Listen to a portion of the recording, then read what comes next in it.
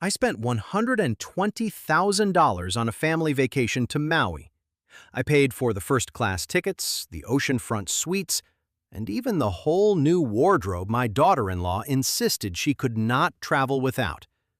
But at the airport, standing at the check-in counter, my son looked me in the eye and said, "I forgot to buy you a ticket, Dad. Just go home." They had planned to leave me behind from the very beginning. And the next day, I had 135 missed calls from them. Before I tell you how I made them regret every single second of their betrayal, let me know in the comments where you are watching from tonight. And hit like and subscribe if you believe family loyalty should be a two-way street. One honest note before we begin. This story is a work of fiction. The voice you are hearing and the images you are seeing are AI-assisted. Names, places, and events are invented for storytelling. Any resemblance to real people is purely coincidental. But the lessons about family, greed, and quiet strength are very real.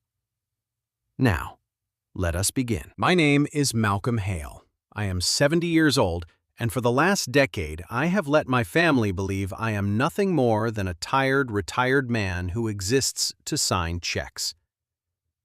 Standing in the middle of the international terminal at San Francisco, I looked less like the founder and former chief executive of a global maritime shipping empire and more like a hired porter. My hands were gripping the handles of two enormous designer trunks, the leather sticky against my palms with a nervous sweat I had not even noticed I was producing. These were not my bags. My own belongings fit in a modest carry-on slung forgotten over my shoulder. The trunks belonged to Bianca, my daughter-in-law, who stood 10 feet away, scrolling through her phone as though the physical world were merely an inconvenience between photographs. My son Miles was manic that morning, bouncing on the balls of his feet, his designer sneakers squeaking on the polished floor, fanning a stack of passports in his hand like a gambler holding a winning flush. He was 40 years old, but in that moment, he looked like a teenager who had just found his parents' liquor cabinet unlocked. He was high on the adrenaline of spending money he had not earned. I watched him herd his two children, my grandchildren, toward the priority lane, both of them wearing noise-canceling headphones I had also paid for, oblivious to my presence. I had paid for everything. This trip was supposed to be sacred. It marked the 40th anniversary of the day I married my late wife, Beatrice. We had always promised each other that when I turned 70, I would take the whole family to Maui, to the beach where she loved to walk. Bea was gone, taken by a stroke 3 years back. But I wanted to keep our promise. There was a specific stretch of sand on the west side of Maui where Bea and I had honeymooned on almost no money at all, sleeping in a rented room above a fish shack, walking that beach at dawn because we could not afford anything else to do. She talked about that beach for 40 years. She wanted to stand on it again as an old woman, with our grandchildren digging in the same sand. And she made me promise near the end that even if she did not make it, I would take the family there for our 40th. It was the last promise I ever made to her, and I intended to keep it no matter what it cost. That is why I did not blink at the number. I would have paid 10 times $120,000 to stand on that beach with the people she loved and feel for 1 week like the family we had once been. I did not understand yet that the family she loved had already quietly ceased to exist. 2 weeks earlier, I had transferred $120,000 to Miles's account and told him to handle the logistics to make it perfect. I wanted to watch my grandchildren build sandcastles where their grandmother once stood. I wanted, just once more, to feel like a patriarch instead of a bank vault. At the counter, Miles slapped the passports down with a thud meant to be heard 3 lanes over. "5 for Honolulu," he announced, loud enough for the people in economy to envy him. I shuffled up behind him, dragging Bianca's heavy trunks, their wheels misaligned and fighting me the whole way. waiting for him to turn and take a bag, to hand me my boarding pass. He did not turn. Bianca finally glanced up from her phone, rolled her eyes at my pace, and sighed. "Hurry up, Malcolm." She never once called me Dad in 4 years. It was always Malcolm, in the same tone a person uses to scold a slow dog. The agent scanned the passports one by one, then frowned at her screen. "I see 5 passengers in your party, Mr. Hale," she said, "but I count 6 of you standing here." For a second, I thought it was a clerical error. Miles had always been the boy who lost his homework and forgot his parking tickets until the car got booted. I reached into my jacket for my identification, ready to sort it out. And then, Miles turned around and looked at me, and for the first time all morning, he met my eyes. And there was no panic in his gaze. There was only a cold, flat emptiness. "Dad," he said, his voice suddenly dropping into a tone of rehearsed sorrow. "I am so sorry. I completely forgot to book your ticket." He scratched the back of his neck, the same tell he had used since he was 6 years old whenever he lied. "I was so focused on the kids and Bianca's upgrades and the hotel, it just slipped my mind. It is a total disaster." But he did not look at me like it was a disaster. He looked like a man reciting lines he had memorized in the car. And then he delivered the last one, the one that told me the whole thing had been planned. "It's okay, Dad. Just go home. Relax. Enjoy the quiet house. We will video call you from the beach. It will be like you are right there with us." He patted my shoulder, took his trunks, and turned back to the counter without waiting for an answer. And I stood there, 60 pounds of another woman's luggage still in my hands, watching my son and his wife and my grandchildren stroll toward the gate that led to the vacation I had paid for. Nobody looked back. Not the children, not my son. I set the trunks down gently in the middle of that terminal, picked up my small forgotten bag, and I walked out into the gray San Francisco morning alone. I remember the strangest details from that walk to the parking garage. The way my own footsteps echoed. The smell of jet fuel and cold coffee. A young family rushing past me toward a gate, the father with a toddler asleep on his shoulder, and how I could not look at them. I remember sitting in my car for a long time before I even started the engine, my hands resting on the wheel, waiting for the tears that did not come. I have cried exactly twice as a grown man. Once when B agreed to marry me, and once when I buried her. And this was not going to be the third. What I felt instead was worse than grief. It was the quiet, final click of a door closing on a room I could never enter again. My son had looked me in the eyes in front of 100 strangers and dismissed me like a piece of luggage that had failed to check itself, and some deep animal part of me understood, before my mind was willing to, that a man does not do that to his father by accident. The drive home was the longest hour of my life. I kept waiting to feel rage, and instead I felt only a strange, hollow ringing, the kind of silence that comes right after something breaks. Because it was never about the money. I have more money than 4 lifetimes could spend. It was about the way my own son had looked at me, like an item on a checklist he had finally crossed off. To understand how a father ends up standing alone in an airport holding his daughter-in-law's suitcases, you have to understand 2 things. You have to understand what I built, and you have to understand how thoroughly I hid it from them. I came up hard, loading cargo on the Oakland docks when I was 19, and over 50 years I built Hale Maritime into an ocean freight and port logistics company worth more than $60 million, moving goods through half the ports on the Pacific coast. In my prime, they called me the shark of the shipping trade, a man who never lost a negotiation and never forgot a slight. But when B got sick, I stepped back. I handed the daily operations to managers. I took a quiet chairman's title, and I let my family see only a tired old widower who signed checks and told the same war stories at dinner. I did that on purpose, because I had learned across 50 years that the most dangerous man in any room is the one everyone underestimates. What I had not learned, what I was about to learn, was that I had underestimated my own son far more than he had ever underestimated me. The house was enormous and silent when I got home, a sprawling place in the hills that Bea and I had built together, now an empty museum of a marriage. I poured myself a scotch I did not drink, and I sat at my desk, looking at her photograph, and I told her I was sorry, that I had failed to keep our promise.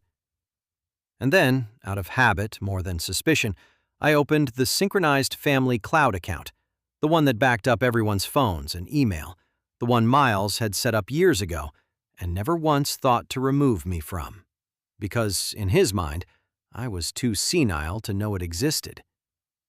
I only meant to look at old photos of the grandchildren. Instead, I found the emails. And the airport stopped being the worst thing that had happened to me that day. Miles had not left me behind so the family could have a free vacation. Miles had left me behind so that I would be alone, isolated, and out of the way while he executed a plan he had been building for months. The emails laid it out with a chilling clarity. He was in the middle of selling my controlling stake in Hale Maritime, privately, under the table, to a buyer named Kessler for $6 million in cash. $6 million, for a company worth 10 times that. And the instrument he intended to use was a medical power of attorney I had signed 2 years earlier, during B's illness, granting my son authority over specific medical decisions if I were ever incapacitated. Miles planned to use it, together with a bought doctor's opinion about my declining mind, to have me declared legally incompetent, seize control of my shares, sell them fast and cheap, and place me in a memory care facility on the coast where no one would ever again listen to a word I said. I remember the exact moment the airport made sense. It had never been about a cheap way to enjoy a vacation. A man who is about to seize your company and have you committed does not want you present, alert, and surrounded by the people you love. He wants you alone, in an empty house, isolated and humiliated, easy to paint as a lonely old man losing his grip. The abandoned ticket was not an oversight or even ordinary cruelty. It was a tactic. Getting me out of that airport and back into a silent house was the first move of a coup, and I had helped him do it, dragging his wife's luggage the whole way. The genius of it, the truly vicious genius, was that if I ever objected too loudly, if I ever raised my voice or seemed too agitated about being left behind, that very distress would become evidence of the instability they were about to swear to in front of a judge. He had built a trap where my sanity itself was the bait, and any struggle only tightened the snare. I sat in the dark of my study and read it twice, and the grief I had carried home from the airport slowly hardened into something colder and far more useful. This was my son. The boy I had taught to bait a hook and throw a curveball. The boy I had sat up with through fevers. He was planning to have me legally erased so he could strip the company I built for parts. And he needed the medical proxy because you cannot forge a man's whole life, but you can quietly claim his mind is gone. I picked up my phone, and my hand was perfectly steady. I dialed Priya Shah, my personal attorney of 20 years, the sharpest and most ruthless mind I have ever employed, the one person outside the grave who knew exactly who I really was. She answered on the second ring. I told her everything, calmly, in order, the way I used to brief a board before a hostile acquisition. When I finished, there was a short silence on the line, and then she said only, "What do you want me to do?" I told her to prepare the lockdown protocol, a contingency she and I had built years ago and prayed we would never use.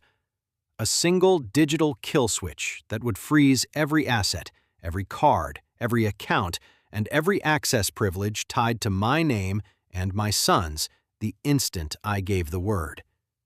I told her to quietly confirm my controlling stake was still airtight, to flag any pending transfer of my shares, and to have my jet fueled before dawn. "Where are we going?" she asked. "Maui," I said. "My son is throwing a party with my money. I think it is time the host arrived." We landed on the island the next afternoon, and I arrived at the resort like a ghost. And here is the thing my son never bothered to learn about the empire he was so eager to sell. Hale Maritime moved the freight that stocked half the luxury resorts on that coast. My company supplied nearly 3/4 of the food and wine that arrived at the very resort where Miles was at that moment sipping my champagne on a private balcony. I knew the general manager, a careful man named Alvarez, because I had personally saved his supply chain during a dockworkers dispute a decade earlier. I did not check in under my own name.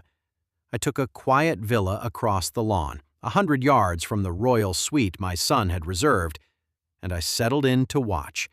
Because before I brought the roof down, I wanted to be absolutely certain of exactly who my son had become. It is a strange thing to move like a ghost through a place you effectively own.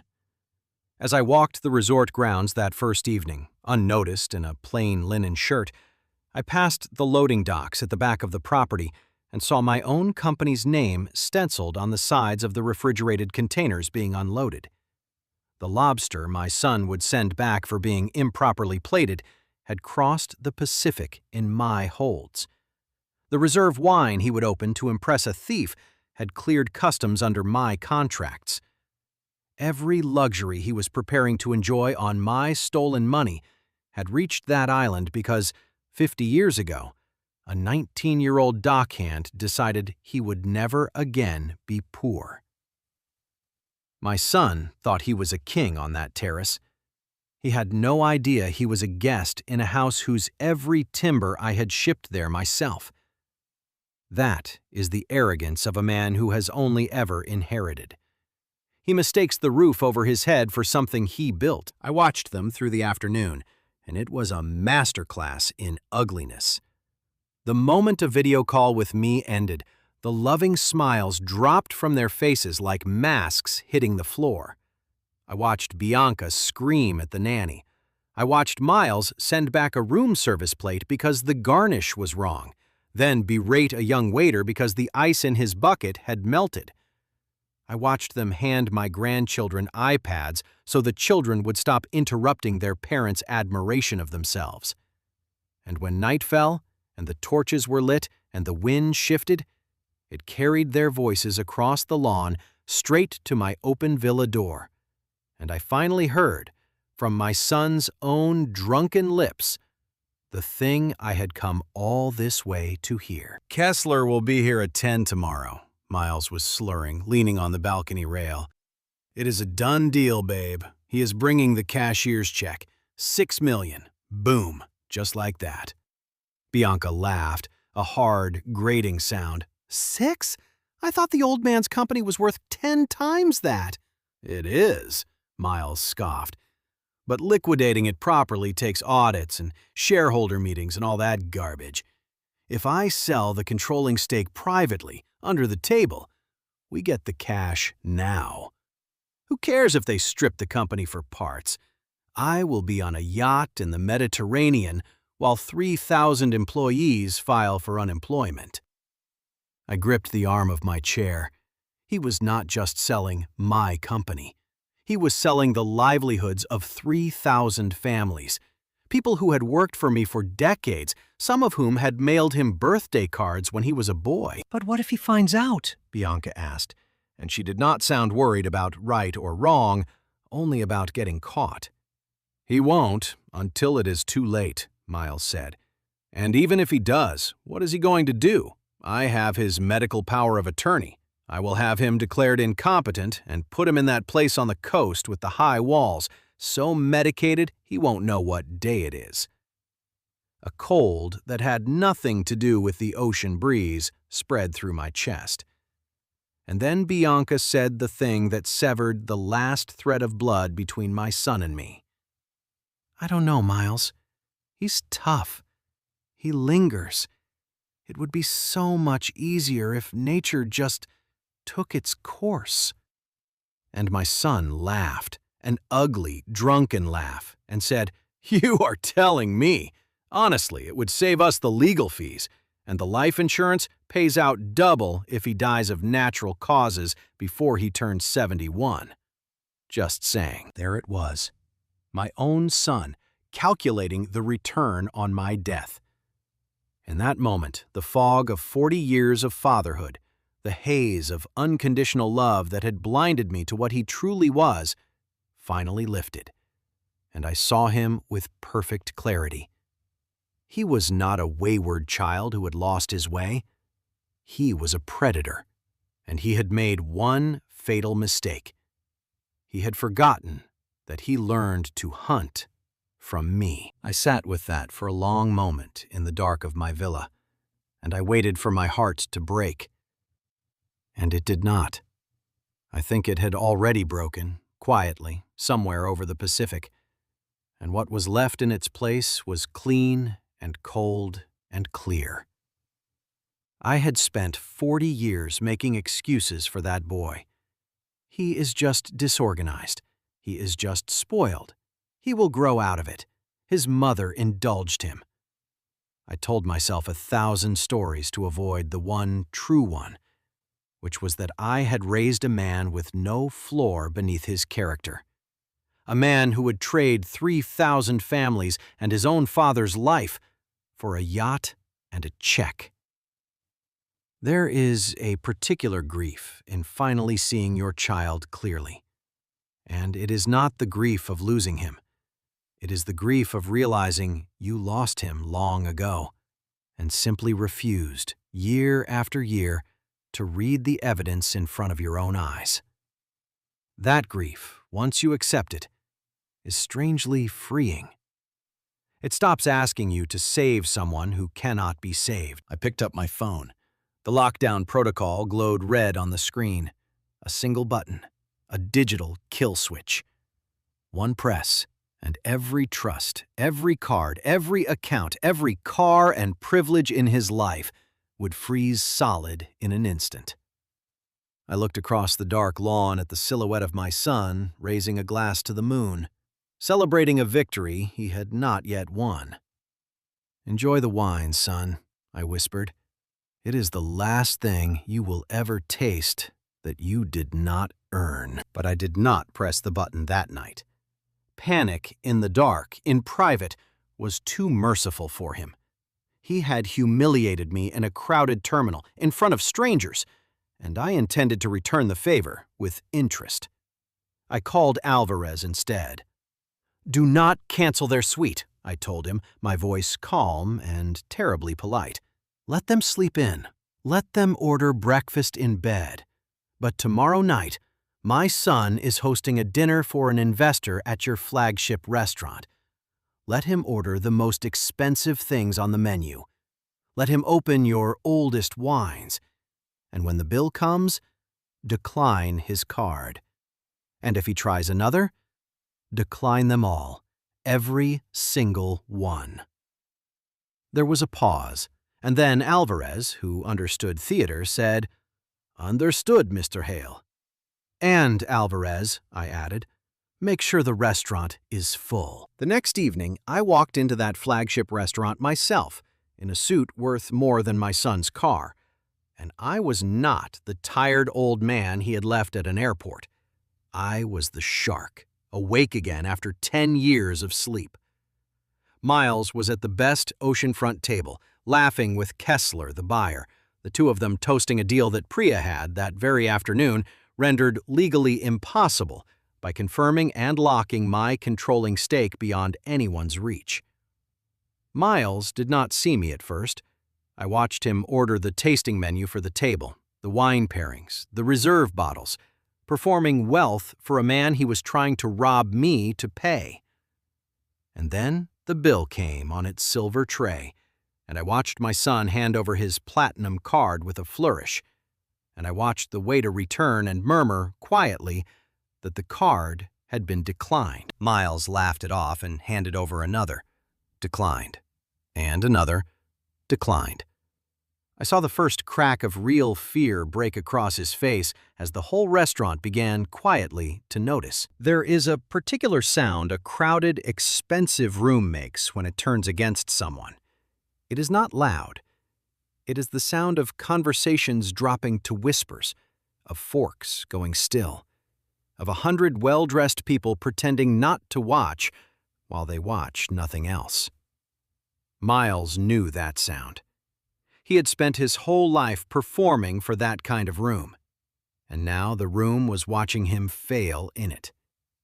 He tried to laugh, tried to wave the waiter off, tried to make a joke to Kessler about the bank's incompetence, but his voice had climbed half an octave and would not come back down.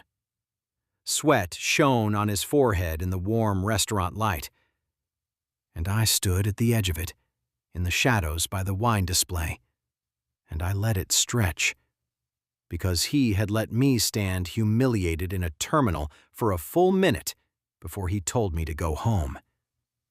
And I am a man who believes in paying his debts in the same coin he received them. He was patting his jacket, pulling out card after card, his voice rising, and Kessler, the buyer, was frowning now, sensing that something was deeply wrong with the man he had come to do business with.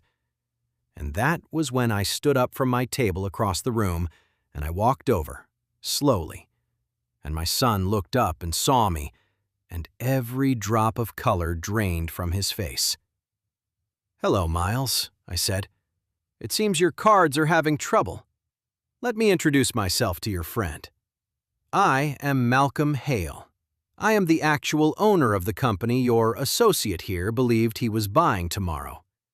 I am afraid that deal died this afternoon, along with a few other illusions." Kessler stood up so fast his chair fell over, and he was gone before the busboy could right it. Because men like Kessler smell a collapse the way sharks smell blood, and they do not linger to be caught in it. Miles just sat there, staring at me, as the reality crashed down on him. "You," he whispered. "You were supposed to be at home." I was supposed to be at home, I agreed. Confused, isolated, convenient. Instead, I have been 300 yards away for 2 days, listening to you and your wife plan to have me declared insane and locked away, and calculate what my death would earn you before my 71st birthday. His mouth opened and closed. Bianca, seated beside him, had gone gray. "You did not care about my blood," I said, "at 30,000 feet, drinking my champagne. So I am no longer going to think of you as my son. The man standing in front of you now is only the chief executive of the company you tried to steal, and as a chief executive, I am cutting my losses." By then, of course, the lockdown protocol had fired. Every card frozen, every account sealed. The suite, the cars, the allowances, all of it gone in an instant. That was why, that very night, and all through the next day, my phone would fill with 135 missed calls. From Miles, from Bianca, from numbers I did not recognize. The frantic drumbeat of two people who had just discovered that the bank they had spent their lives robbing had finally closed its doors. I did not answer a single one. Let them ring, I thought. Let every unanswered call teach him the lesson he had spent 40 years refusing to learn, that a bank you rob is a bank that eventually closes, and that a father is not a bottomless account you can draw against forever without ever making a single deposit of love, or loyalty, or plain respect. For 40 years, my phone had rung only when they needed something. A tuition payment, a down payment, a bailout, $120,000 for a vacation they never meant to share with me.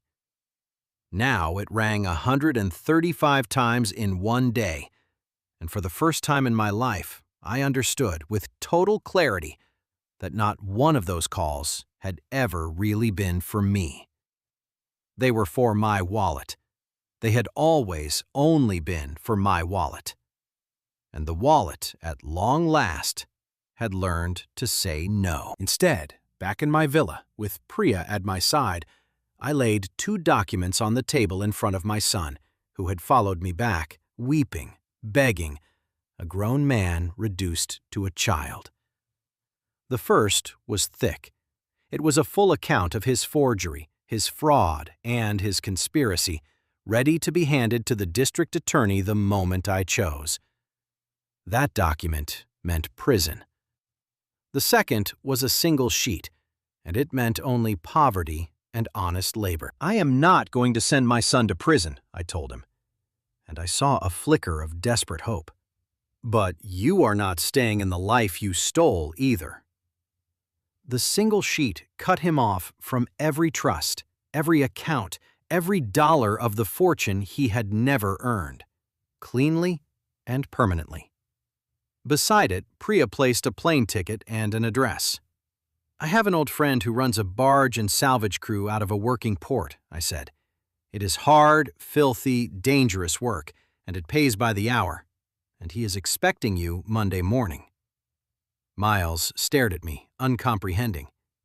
He whispered that he could not do manual labor, that it would kill him. "It will not kill you," I said. "It might finally make a man of you, which is the one thing I clearly failed to do." He hunched over the table, and a tear dripped from his nose onto the page, and he signed his name in a small, cramped, defeated hand. Nothing like the confident flourish he had forged onto my documents. Then he wept, and I let him. Bianca did not weep. Bianca packed a bag that same night and vanished, because a bankrupt husband facing a lifetime of labor was of no use to a woman like her, and she wanted no part of the wreckage. Miles left the island the next morning to report to a dock crew, and I did not embrace him goodbye. Part of me, the part that remembered teaching him to catch a baseball, wanted to reach out and tell him it would be all right. But I had to kill that part of me, because if I did not, he would consume what was left of my life the way he had consumed everything else. I have thought about that morning every day since. I stood on the balcony of my villa and watched a plain van take my son down the coast road toward the working port, and every cell in my body screamed at me to call it back. He was still my boy. I could still see, under the ruin, the child who used to fall asleep in the crook of my arm. And I understood, standing there, that the hardest thing a father can ever do is not to punish his child, but to stop rescuing him. I had rescued Miles from every consequence of his life for 40 years, and every rescue had made him weaker and greedier and more certain that the world owed him a soft landing. The van disappeared around the headland, and I did not call. It was the first genuinely loving thing I had done for my son in decades. It just did not feel like love. It felt like tearing off my own arm. I walked out through the resort lobby, past the tourists in their floral shirts and the happy families heading to the sand, and I felt, for the first time in years, genuinely light. I had lost a son, but I had kept my dignity, and in the end, that was the only currency that ever truly mattered. On the jet home, I sat by the window, watching Maui shrink beneath me into a green jewel ringed in turquoise, looking, from that height, like paradise.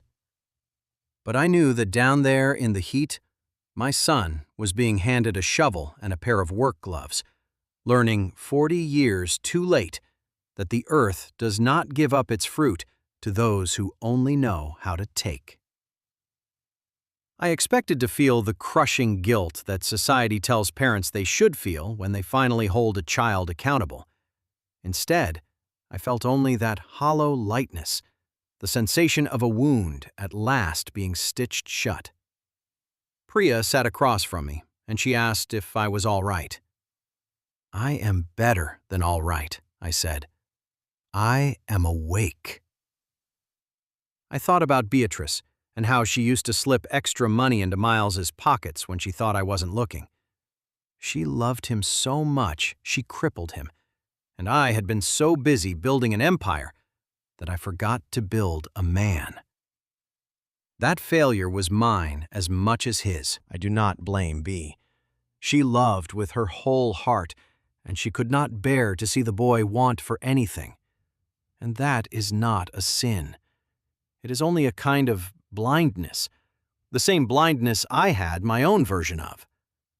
Between the two of us, we raised a son who never once felt the bracing cold of a consequence, never had to earn a meal or fix his own mistake, or sit in the discomfort of hearing the word no. We thought we were protecting him. We were starving him, slowly, of the only nutrients that grow a character, which are struggle and failure and the hard grace of having to stand back up on your own. I built ships that crossed the widest ocean on earth, and I could not build one boy who could stand on his own 2 feet in calm water. If there is a lesson in my whole long life, it is buried somewhere in that terrible arithmetic. "Priya," I said, "I want you to liquidate the house in Aspen, sell the yacht, take every cent of it, and start a foundation in Beatrice's name." She looked up from her laptop. "What is the mission?" she asked. "Vocational training," I said, "for kids from the docks and the hard neighborhoods, kids with nothing, who want to work but have no tools and no one to teach them. Scholarships for welders, for ships engineers, for machinists and deckhands and mechanics. I have spent my whole life investing in an heir.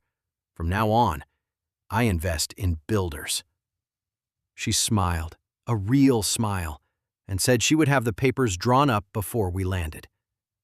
I leaned back into the leather seat and closed my eyes, and I thought about the empty house waiting for me in the hills. And for the first time in a long time, its silence did not frighten me.